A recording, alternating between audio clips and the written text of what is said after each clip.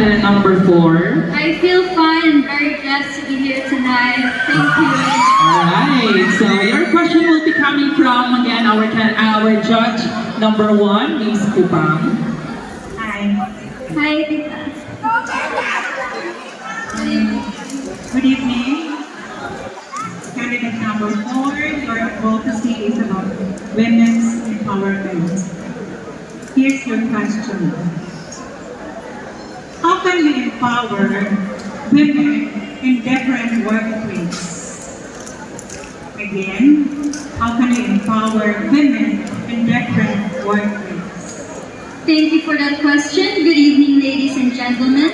I believe that I can empower women from different workplaces by using the platform of social media. Through posting in social media, I can gain large and diverse audience, especially those young people and those women who are really active in social media so they can read posts, and I can raise awareness about how important empowering women is, because I also want to foster an environment where inclusivity and respect blooms, because I believe that every woman deserves for them to be heard and for them to be recognized for their skills, their confidence, and their knowledge, because I believe that every woman has the knowledge, skills, and qualities to be an empowered woman, and for them to feel more transformed and empowered. I believe that I can raise awareness